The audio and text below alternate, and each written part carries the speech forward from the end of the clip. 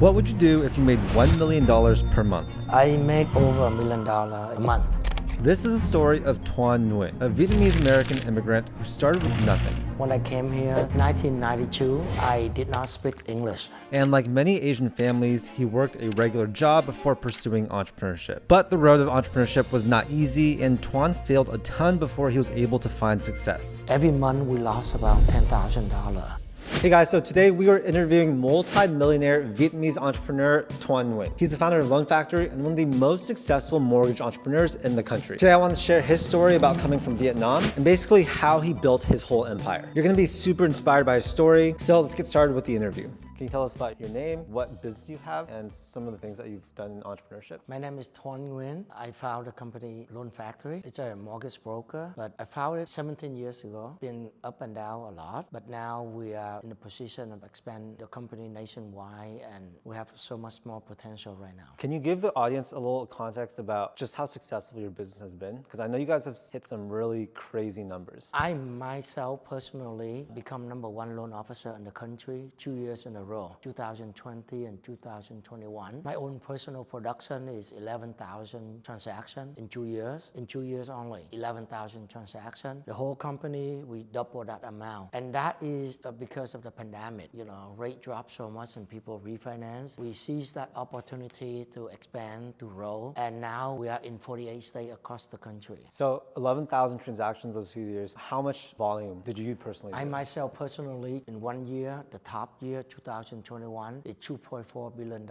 But now we are transitioned to be, in the past, the whole company focused on my own production mostly. But now the company model to help loan officers. The goal is to have all the resources, the technology, the support to help thousands of loan officers instead of just helping myself. So that is the new company model. Going back a little bit, I want to hear your story from like the very beginning. Can you tell us about your whole story? Because Sure. I think the audience is going to find that really interesting. It's a kind of long story. When I came here, 1992, when I was 20 years old. Okay, that's when I was born. And back then there was no internet, barely internet. AOL back then. Some older people will recognize AOL back then. But then back then you have to dial in to use the internet. You have to call the number, dial in, modem. It's crazy. But back then I did not speak English when I came here, and no TV in Vietnam. There was no TV, so I did not get any exposure to the outside world. So I didn't speak any language at all. English at all. And it's tough when I came here without speaking the language. It's hard. I'm kind of late already to learn another language. So it was challenging. I went to college, community college here in Orange County, and then get admitted into UC Berkeley. But then I studied business in UC Berkeley, Hart School of Business, which is a very good school. But then even after school, I did not find success. I couldn't find a good place to work for. I bounced off a few companies. I didn't really happy with what I was doing. Eventually I quit. I stay home, but then I figure out, back then I bought a new house, my first home. And I saw the loan officer that helped me. He didn't do really much and she made good money. So I say, I can do the same thing. That's what triggered me to study and become real estate broker. Actually, I started now as a real estate broker. And it's kind of weird for me because I did everything myself. I basically go online, register for the class, finish it, and register for the exam and get the license myself without any experience, without any mentor, anyone guide me at all. After I got the license, I just opened a company. A real estate brokerage. Yeah, real estate broker. Okay. And for the first year, I did not do well. Of course, nobody teach me, nobody guide me. I didn't have any customer base. Basically, everything's so new and difficult. As you know, real estate always difficult. So I decided to went back to work for a startup company in Silicon Valley. But at the same time, I still working on mortgage part-time.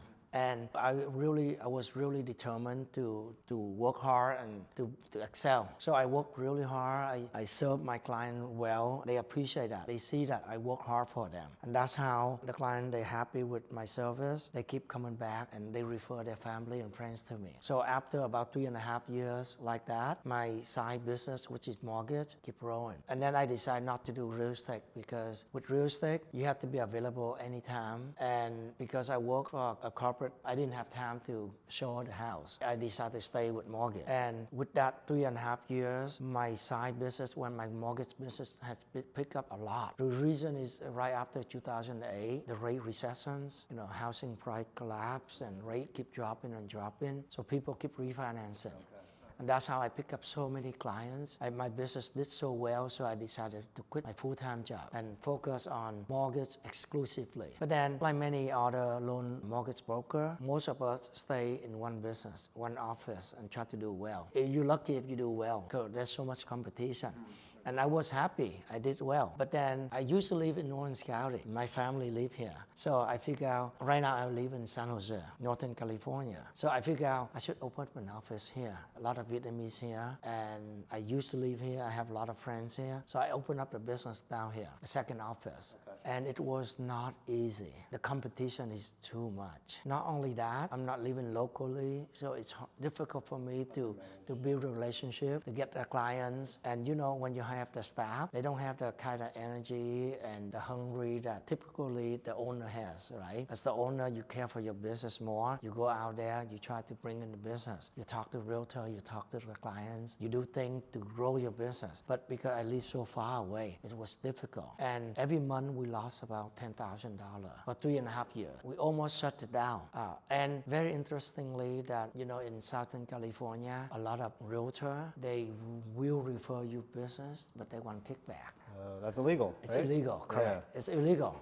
And a lot of realtors call me and offer me because they know that I do good service, good price, good rate, and they like me, but they still want some money. So they ask that, give me something, get something. And I said I cannot because it's wrong and I might lose my license. Right. But I know that many others are doing it. They're willing to pay. It was a tough choice. Even my staff told me that, Thuan, how about just close one eye and just pay them a little bit. We still make money and they are happy and the client happy too. Better than nothing, right? We have some better than nothing. But I said, no, we cannot do it. We have to draw the line because I know that the moment if we do that, we'll get into the habit and it's not good. So I decided not to, even though we had so much pressure. My staff just sitting there, nothing to do. Basically, just take the client and pay some little money, but we still earn something. But I said no. So it was challenging. But luckily, after holding on for 3.5 years, business start picking up. People start realizing that we do business ethically. We try to help the client. We don't do under the table, and that's why they trust us. In fact, a lot of them come to us. Even the realtor, the one that asks for money, they come to us because they only trust us. They don't trust anyone else. But they come to us, they know that we are good. We would not do that. So by not taking that money at the start when offered like, hey, give us a kickback, even though it was illegal, that really paid off in Exactly. the future. And then we stand out. There's so many mortgage brokers, but we are standing out because we're the one that do business ethically. We don't give a kickback and all that. Yeah. So they see that. Plus we have the technology. From the beginning, we build our own technology. So the consumer, the realtor can go to our website and check rate. And many, I think most 90% of the brokers out there, even lenders out there, they don't let the consumer see the rate. But we show everyone the rate on our website. Exactly, very transparent. Yeah. And people like that. People say, oh, a consumer go to us, they trust us right away because they see our rate on our website. And every day rate change, they can see it. That's how we build trust. But then most other broker, they don't have the technology. They don't show the rate and people don't trust them. Wherever you say, nobody believes you.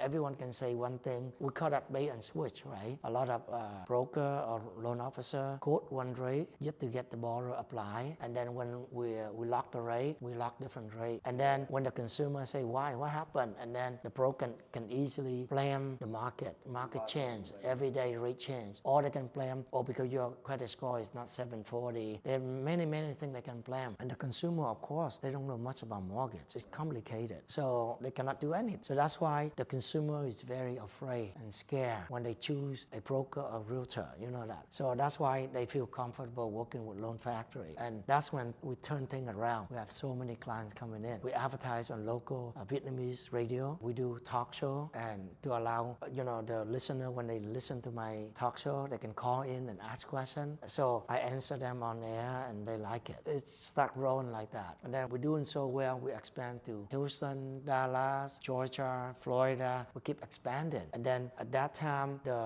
pandemic hit, rate dropped so much more, so we keep expanding nationwide. But then rate increased the last 2 years. Rate shot up really high.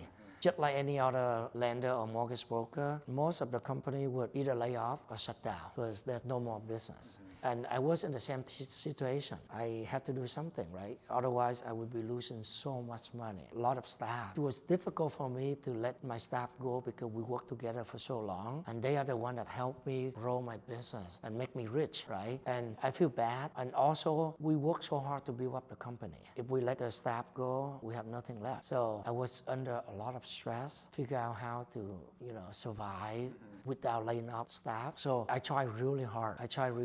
Try to bring in more business to offset the expense. But I realized one thing, there's the most effective and quick, the fastest way to bring in more business, they partner with Realtor. But Realtor out there, they also suffer. When the market rate went up so much like that, there's not many transactions going on. There's no inventory right now. So it's very difficult. Even though I was able to build some relationship, but it's impossible to bring in so much business right away. So I pivot. I was thinking the only way to build relationship with a lot of realtor is that I need a lot of loan officer to help me. I myself cannot work with thousands of realtor, but if I have hundreds or thousands of loan officers working with me, then they can go out and build relationship. So that's what I changed my vision.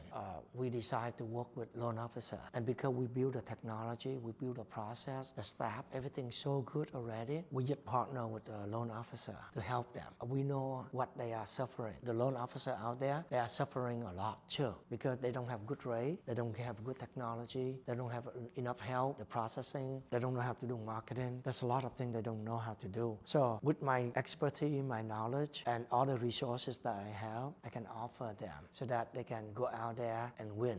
I just give them all kind of weapons so to help them win the battle against the competitor. So that is what we are doing, and so far it's so good. We rolled the company from like less than 50 loan officers to over 500 within 1 year. And this year, we aim to hit 3,000 loan officers. I want to rewind a little bit and talk a little bit more about the start. You seem to be the type of person that will take action really, really fast. How'd that come to be? Is it like your upbringing? Is it your culture?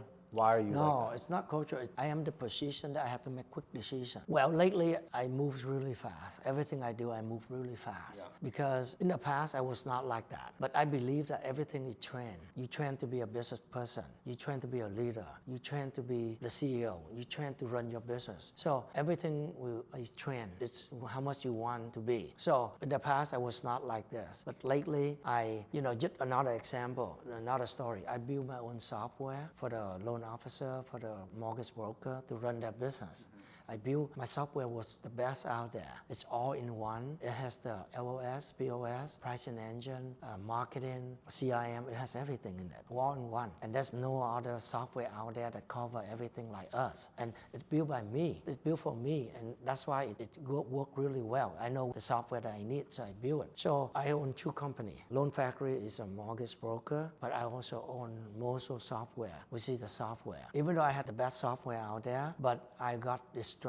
During the pandemic, I focused too much on my mortgage company, making money. I kind of didn't focus on my software company. And that's why we fall behind, and some other software advance and stay ahead of us. So I figure out it's too late now. Too late.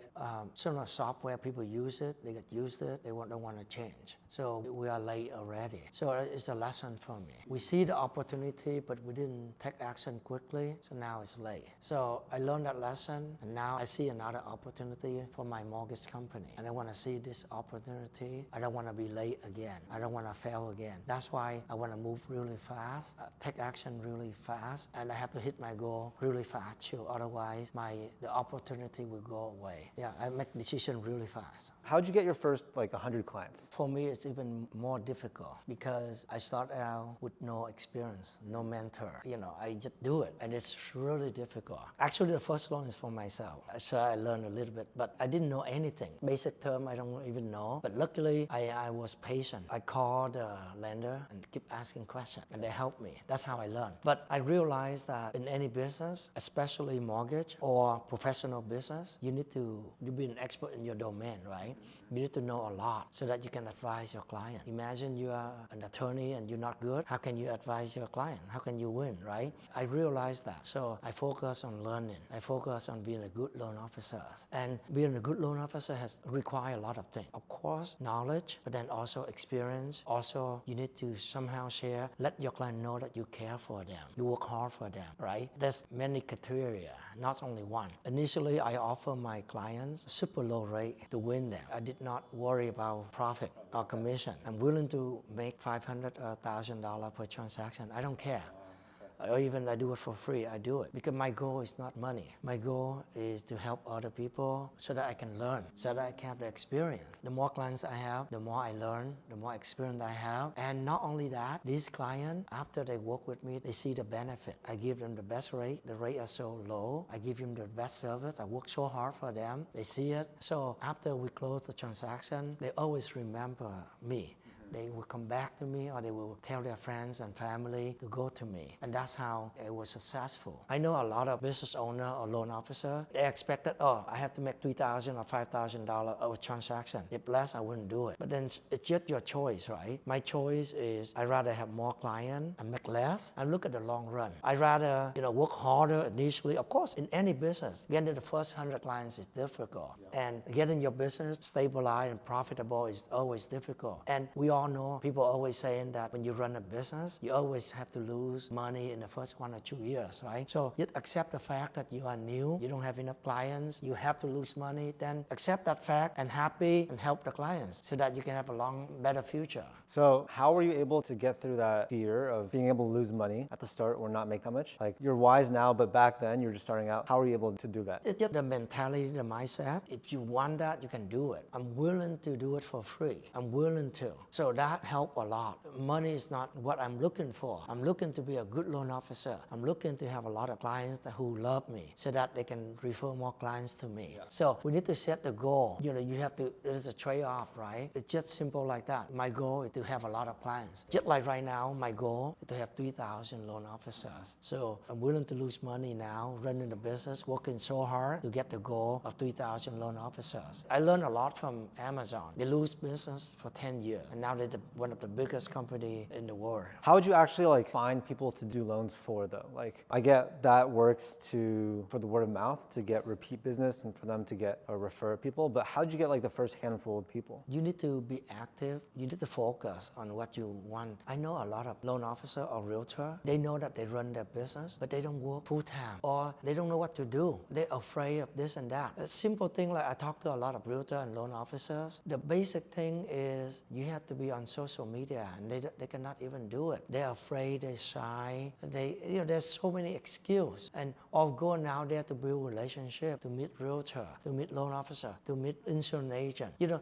need to go out there and build relationship, but people don't even do that. They cannot do it. So that's why they fail. It's just that you have to do the right thing. And I think that most of us know exactly what we need to do, but they're just afraid or they make an excuse. That's why they cannot get there. I see that most of the people in this business, if you're hungry and you really work hard, you'll be successful. I don't see any reason why not. When you work hard, you learn, your client can see that. But if you're lazy, the client can see that too. And nowadays, for example, the client, before they choose you, they research, right? It's a big transaction, a house, hundreds of thousands of dollars. So they do research. They look up your review. You have no review or some bad, 2-3 review, bad review. Why would they choose you? There's so much competition. There's so many thousand good realtor and loan officer out there, and they have a lot of good reviews too. Basically, you have to have a lot of reviews online. You have to be active on social media. You have to show to the consumer that you are successful. You have a lot of clients. Like every month you have 3-4 clients at least, and they are happy. You need to show that to your potential clients. How can you be successful if they search for you and they couldn't find you? But they find all the loan officer and realtor out there so active, so successful. And then of course they choose a successful realtor or loan officer, and they will not pick you. So you're saying marketing is a huge portion of generating leads and clients. Yeah, those are just the basic. And if you want to do well, do better, then you have to spend money. You know, a lot of people, a lot of realtor and loan officer, they make money, but they don't spend money on advertisement. They don't promote themselves. Then how can you be successful? In any business, you have to spend money on advertisement. What do you guys spend money on for advertisements? What type of things do you guys do? A lot. I myself try everything. I want to have more clients. Every business want to have more clients. And in order to have more clients, there's so many ways you can get new clients, right? So I try almost everything. I try put it on traditional newspaper, magazine. I try on radio. I try TV. During the pandemic, I went crazy. I advertise. I do talk show and regular advertisement on radio, in Vietnamese radio. I do Indian radio. I do Hispanic radio. I do talk show. I do crazy. And then I even do billboard on the freeway. Huge billboard. I have like 15 billboard across the country. I spend so much money. Can you estimate, like, during that time, how much money were you spending per month on ads? 500,000 a month. Because during that time, the customer is everywhere. Everyone refinance. Yeah. So I figure out that $1 I spend, I can earn back $3. So marginal, right? The more you spend, the more money you make. So why not keep spending? So I spend so much money so that I can get more clients and grow my business. Obviously, this is different for every industry, but for the mortgage industry, of all those things you tried, what worked the best? I would say radio for me. I have a chance to educate the consumer, tell them what are the good programs out there, the benefit. I show them, I update them the rates, up and down. I show them how to buy a house, how to invest, I educate them. And I even allow them to, let's say they have questions, they call in, I answer on air. So live, and then other consumer, other audience, they listen to my advice, then they start trusting me. I become an expert. I give advice. And when they trust me, they know me. So when they need mortgage, they call me. That's the best way to build a relationship. Because if you spend money on ads for 30 seconds a minute, people don't know you or they don't pay attention. So that's why everything has to be based on relationship. And you need to somehow let the consumer know that you are an expert, you are good. And not only that, but you have the best rate for them. And I can prove that too. We have the technology. We can tell the client, go to our website, check the rate, it's there. And I encourage consumer to shop around. I challenge all of them to shop around to save money for their benefit. So then they're like, why would this guy tell us to shop around if he doesn't have the best rate, right? Exactly. I even show all the consumer my rate on my website. I try to use the psychology too. Naturally, people hide things that you are not good. But anything you are good, you show off, right? You are rich, you buy a nice car, you drive around, you buy a nice house, you show off. I have good rate, that's why I show off. I want everyone to see it. And people that have high rate, they hide it. They don't let you know. As a consumer, for sure they don't let you know that they have high rate so that you can hook on and do loan with them. If they show you the rate, you shop around, you will go with another broker that have better rate. So it's natural. So I tell the consumer, I educate them that they should shop around. They should spend 30 seconds, go to my website, check the rate, and compare. It's only 30 seconds and save them tens of thousands of dollars. Would you be willing to share how much money you have made in 1 month just from mortgages? Good month or bad month? Best month. The best one, I make over $1 million a month. In profit? Yeah. What do you do with all that money? To be honest with you, I invest in property. Properties? Yes. Okay, why so properties? In the past, I just set my personal goal, like, okay, every year I have to buy one property. That's the past. I accumulate property. With money, what you gonna use? I cannot put it in the bank and let it sit there. It lose value. And property is the best way to fight against inflation, and then it appreciate, and also I have income, residual or passive income. So that's why I invest in properties. What kind of real estate portfolio do you have? How many properties do you have? Mostly property in California and Florida. Okay. In California, we don't get a lot of return. The cash flow is not that good, but it's appreciated. It's so good. Yeah, I'm happy with all the decisions I make. Could you retire right now and be totally okay? Of course, yes, okay. 100%. Why are you still so driven? Because right now, my goal is not making money. First, I want to help other people, and then I want to see how good I can be, how big I can be.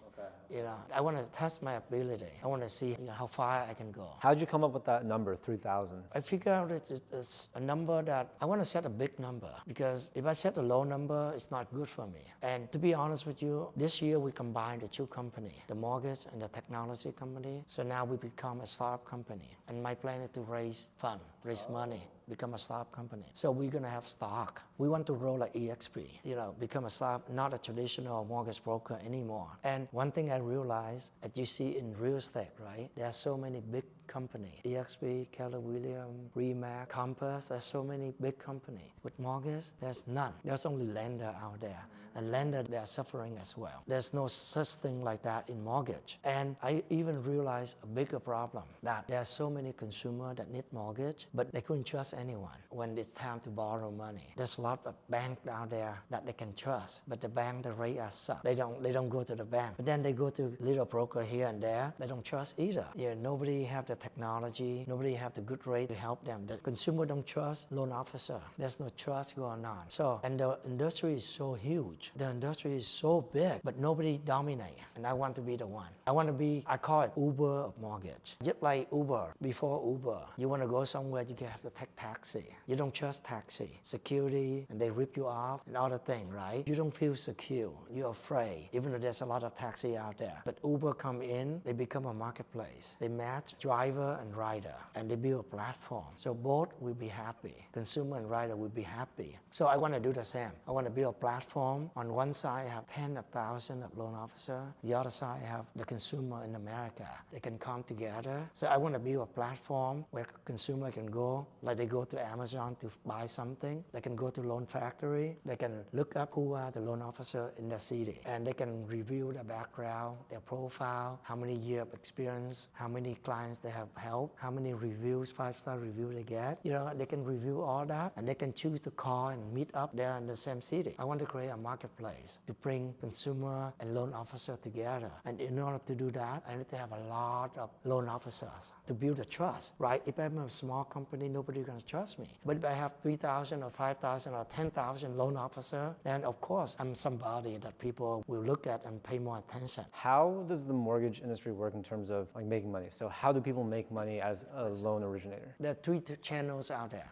Consumer, when they need mortgage, they can go to the bank. Of course, that's simple. And I think that most of the outside of the US, in Asia, that's the only choice, right? You need money, you go to the bank. But here in America, the market is efficient. The government is encouraged lending, helping the consumer to buy house. So we have a lot of lenders out there. They focus on lending and they do way better than the bank. So these lenders, they offer mortgage only. And the lender have two types. The lender that work directly with the consumer, we call that retail lender. And they have an army of loan officers working for them. We call that retail loan officers, work directly with the consumer. And then we have tens of thousands of mortgage broker. And mortgage broker is independent company, small company. They are broker. As a broker, they shop around. In any industry, broker shop around for you. And because the broker can shop around for you, they tend to give you better rate. They shop around. When you are able to shop around, you tend to have better rate, better price. Secondly, when you shop around, you have a lot of flexibility. With this lender say no, then I go to another lender.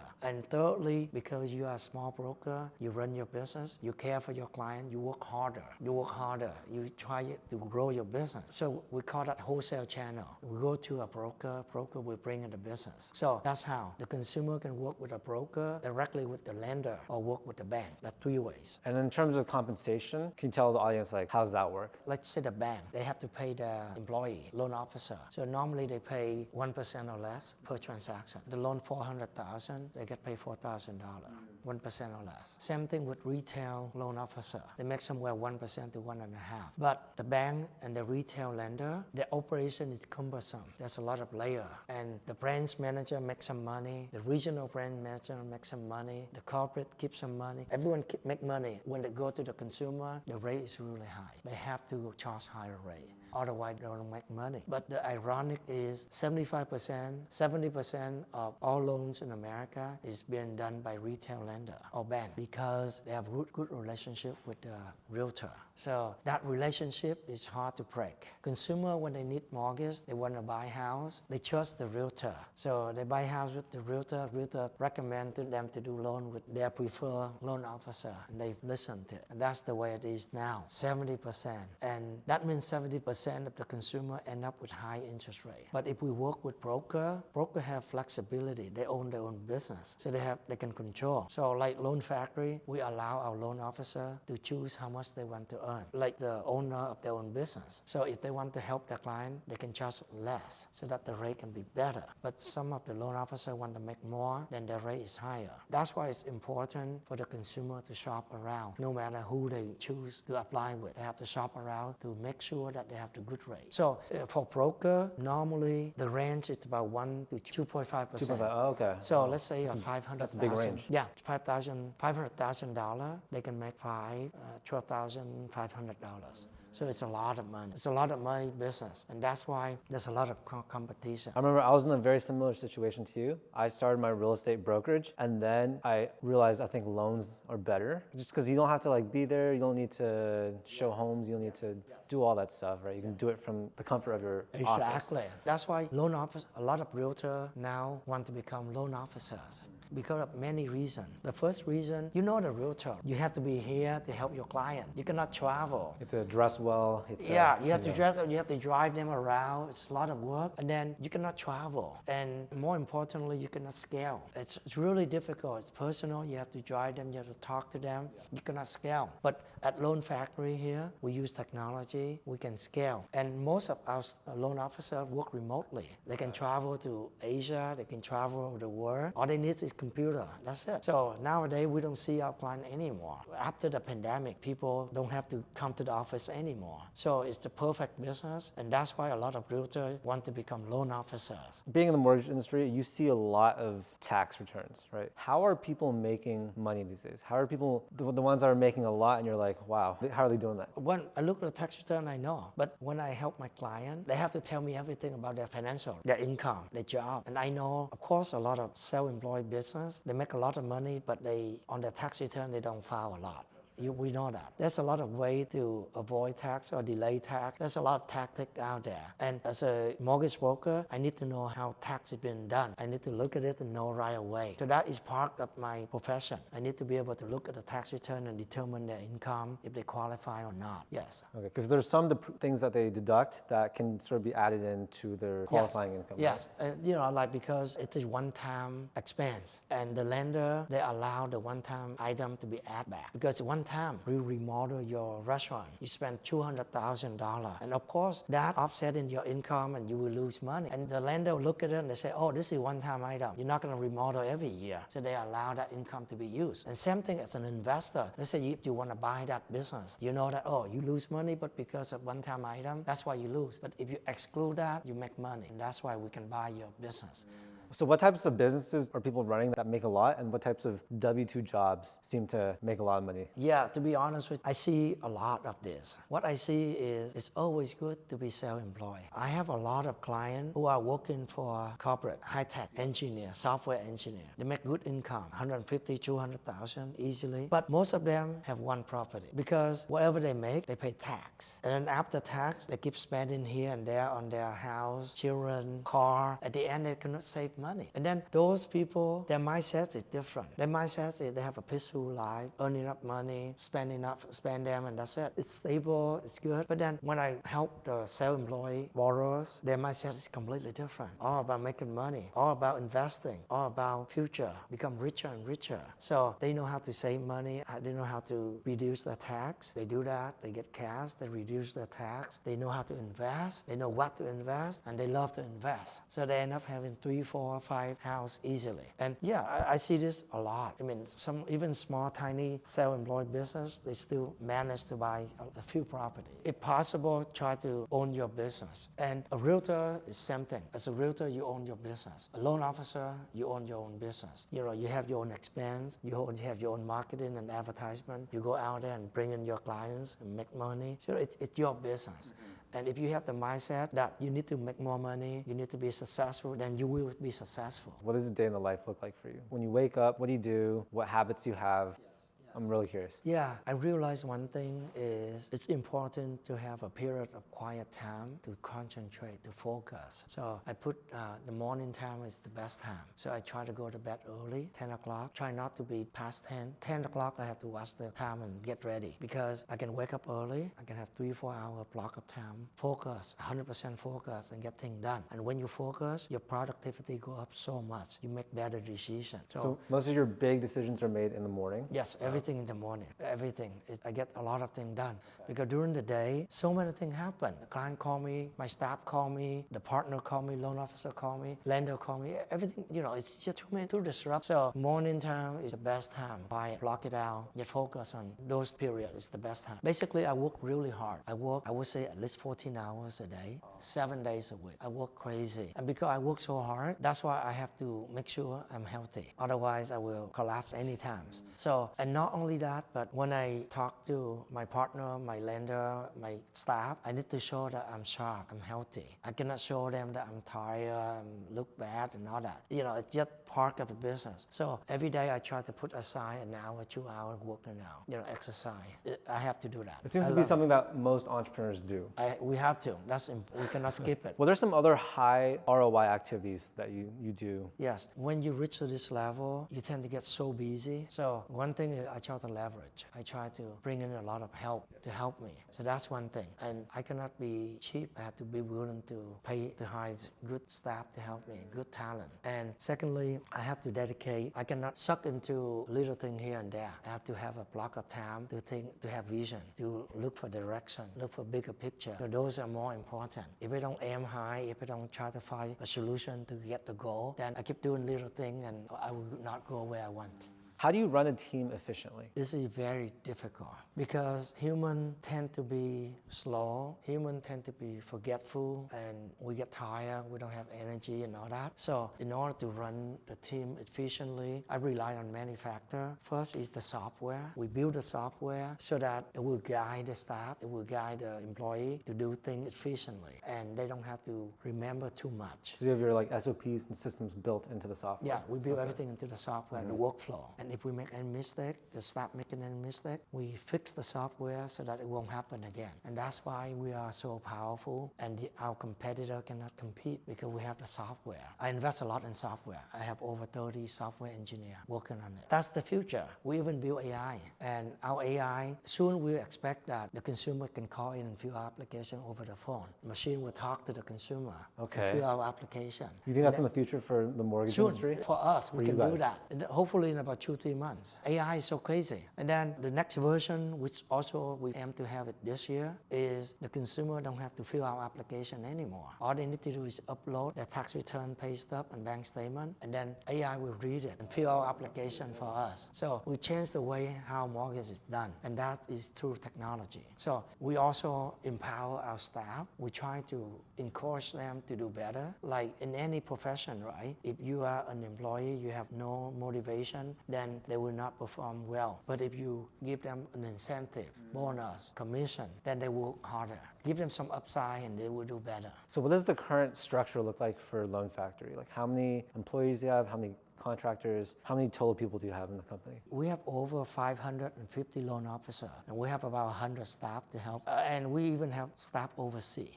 Vietnam, Philippines, and Colombia. Because, the United States, right? There's a lot of different ethnic groups. Chinese, Vietnamese, Filipino, Hispanic, everything. And sometimes the client expect to speak their language. Otherwise, they won't do business with you. So that's why we have to have staff that speak their language to help them. That helps us grow faster. So what's the organizational structure look like? Like, do you have people managing specific groups? Like, how does it look? We have different functional groups, and every group has a manager. So we have more than a dozen departments, from HR, accounting, licensing, compliance, processing, loan officer, assistant, loan officer, more than a dozen departments to run the company. It's crazy. Are there any things head manager does to increase the efficiency of their team? We keep improving. You won't believe it. We keep ripping up things and change it and improve it. For example, one thing is in the mortgage industry, we have to deal with the bust and the boom. So when rate drop, people refinance. We call that refinance boom. Business pick up crazy, but then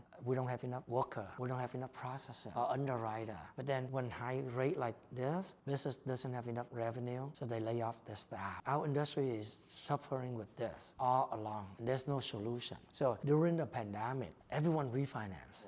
And it takes the lender sometimes more than 2 weeks to touch the loan, to underwrite the loan. It's crazy. And it is not acceptable for me and a lot of people. But we didn't have a choice because we don't have enough help. So what happened is during the pandemic, one of my good clients, perfect loan, one house, high salary income and all that Yeah, easy. Yeah. And he wanted to refinance. So he sent me the application, all the document, everything ready. 2.5 days later, he called me and said, Thuan, what happened? I sent you the whole thing. 2.5 days, no one called me, no one do anything. And now I got mad. I called my manager, say, hey, what happened? And then my manager told me, Thuan, I'm sorry. We are all at capacity. We are working 14 hours a day, 6 days a week, and we cannot process anymore. And I realized, yeah, that's happened. But then imagine there's a few hundred or 1,000 loans sitting there, you lose so much money, and client got mad at you. So it's a lot of money sitting there, and I might lose that money. The client also mad at me too. I lost my reputation. So I scratched my head and said, there must be a way. There must be a solution. And then all my other broker told me, or lender told me, there's nothing you can do at all.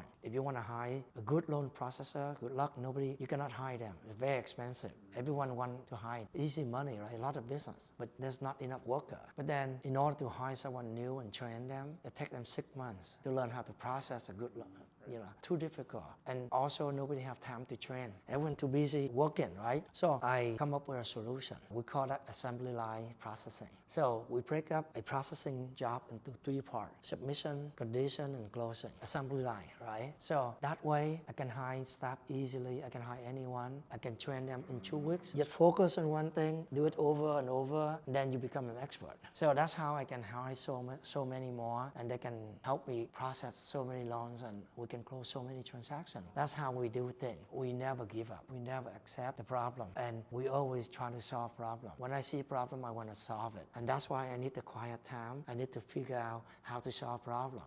So I want to talk a little bit more about you as a person and why you have built one of the most successful mortgage companies. And I think I want to start with what sets you apart? What makes you different from other people? I think there's many factors, but my goal is to help a lot of people. I always want to see how far I can go. And that's why I keep pushing myself, pushing everything. And I think I realized the importance of using technology. And luckily I invest early, and I never stop investing in technology, even during the bad time. Many times in the past, when business slow down, we lose money, but I'll never stop investing in technology. Like for example, right now, business slow down a lot everywhere. We're losing money, but I would never cut spending money on IT investment, technology. So I have over 30 staff building the software. I believe in the long run, the future. That's a huge investment, right? It's a lot of investment. Even I'm losing money. When you make money, it's no problem, right? You can spend that income on investment, building the technology. Even in the bad time, I still non-stop investing in technology. That's what makes me different than my competitors, and they cannot catch up with me. They don't have the technology. What's like the most you've lost in a month in your business? Probably 100 to 150K a month. The money I make in the past, I can easily tap into it. Right. And I can always raise funds if I want to. I choose not to right now because it's not the right timing. Seems like you're very calculated with the risks that you take. I don't see the risk. You don't see the risk? Yeah, it's all investment, and people always need mortgage. And if we have the confidence in our business, in our business model, I'm really confident in my company. What we have is the best. No one can compare against us. We even have a slogan, we dare you to compare. So we promote that. We tell the client to compare, to shop around. We tell our loan officer to shop around, compare, find out, compare other company versus us. We are better. So we always let people compare. And if anyone come back and say, Thuan, your rate is not good, your service is slow, any complaint, we fix it.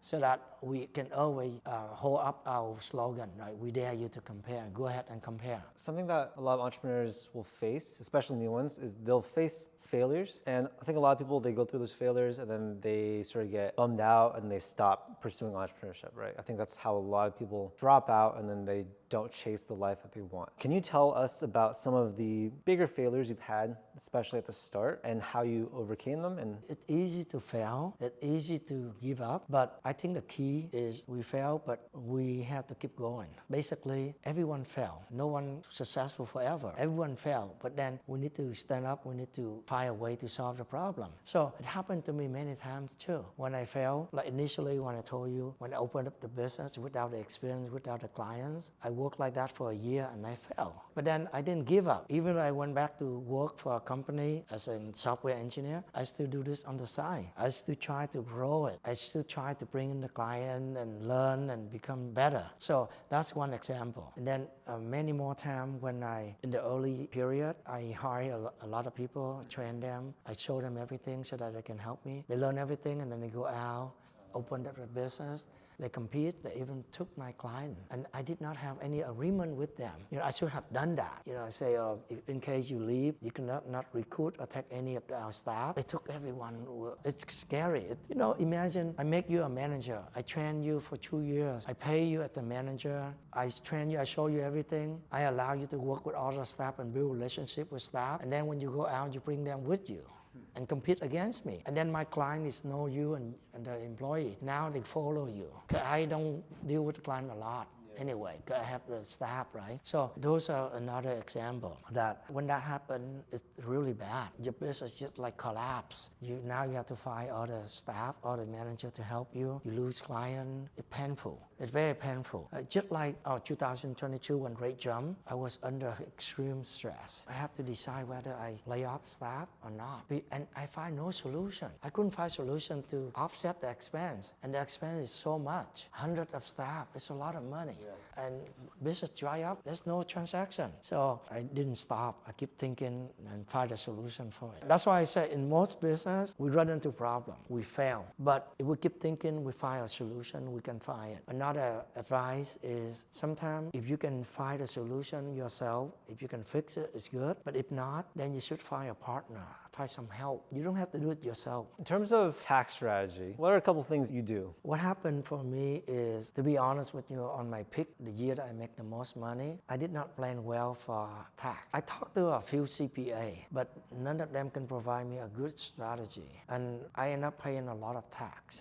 I remember that moment when my CPA told me, Thuan, you have to pay this much tax. It's combined like 60%, more than 60%. It's huge. And I didn't have any strategy to reduce it. So I was shocked because I worked so hard to make that money. And now it's all gone. My account's like empty.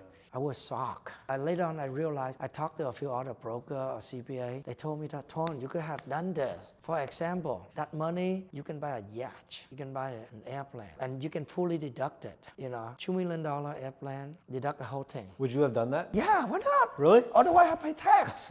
So I can buy an airplane or a yacht, and I can rent it out too. Just like Airbnb, you can rent it out. Charter, you can rent it out. Rather than you lose everything, you pay tax. And then another strategy, they advised me that I can go to Puerto Rico, pay 3% tax on federal, no state tax. It's just amazing. So there's a way to lower the tax. That's why the lesson I learned, right? We all learn. But then we have to seek out the answer. We need to find out the right person. Sometimes don't take no as an answer. 2 or 3 CPA told me that that's it, nothing I can do. But later on I discover there's other solution. So that's why we have to keep finding a better solution. Never accept that solution as the best solution. Always find a better, just like in my business. Everything I do, I never happy with the result. I never happy. I keep improving and keep improving.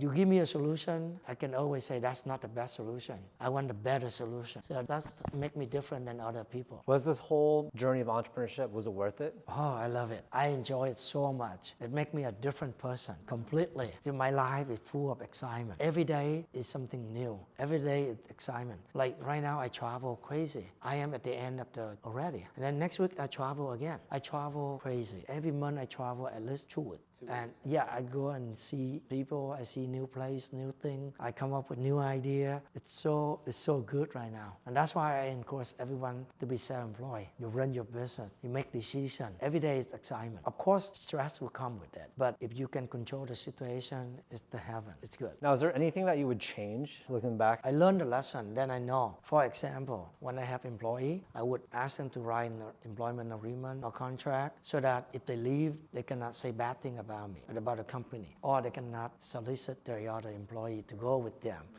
Think that to protect you and your company. Because think that you build up so hard, it's difficult to build up. You don't want to lose it. The client too, they cannot take the client with them. They cannot solicit the client. There's many things you can do. Like, for example, a lot of people wish they invest in technology early or more. I always thinking, is it enough? 30 staff, is it enough? Or should I spend more money on that? There's always things that I wish I could done better. Always they regret. But I wouldn't worry too much. It happened already. What is more important is looking forward. When I learned business school, and I realized it's so true. whatever happened already, it's sunk cost. It passed. Don't worry. Forget it. Look forward. What our choice now? What can we do now? So instead of focus on the past, we should focus on the future. Do you want your kids to become entrepreneurs too? Yes, of course. I have 3 kids, and one of them study business. I hope that she can follow my step. Do you want mortgage industry, or it can be anything? Of course, it could be anything, but naturally, probably mortgage. Is there anything you want to share with immigrants that have come to this country that want to maybe start their own business? I totally recommend it. That is the best that you can do, because if you, of course, there's only 2 paths, right? Self-employed or working for a company. When you work for a company, you have no upside potential. You might be discriminated. Maybe your English is not good, your accent is not good, or you don't look like them, racial discrimination. There's many problems. And when you get in a little bit older, you get age discrimination. Like in the high-tech industry, when you pass 40 years old, when you get laid off, it's hard to find another job.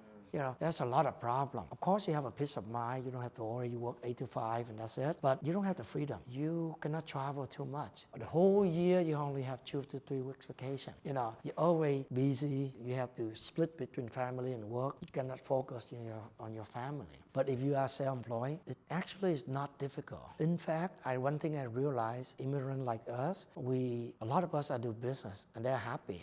And they are successful too. Like I said, most of the self-employed borrower, they buy a house. They run their business, somehow they manage to have enough money to buy a house. And you know that when you own a house, you become wealthier. You have equity in the house and you're a lot better off. But if you don't own a home, then you don't have anything, because the money in the bank will lose value and you tend to use them all soon. I totally recommend any immigrant to become an owner. Come up with something. I think there's a lot of opportunity too. And also, I see one thing is immigrants tend to support immigrants. So let's say if you are a loan officer or realtor, let's say you're Chinese, then other Chinese will want to support you. Let's say I'm Vietnamese, then a lot of Vietnamese will support me. And they will not work with a Caucasian or another ethnic group. So at least you get the support from your own community. That's an advantage. I know some of loan officers told me that, I'm Caucasian. Which client I can target? There's no niche for me. But for you and me, we know our niche. We can focus on our niche. How can the audience learn more about you or follow you? Where can they find you? Go to Loan Factory. Everyone can go to Facebook and search for my name, Thuan Nguyen. And I love to be out there and help people. Thank you so much. Thank you.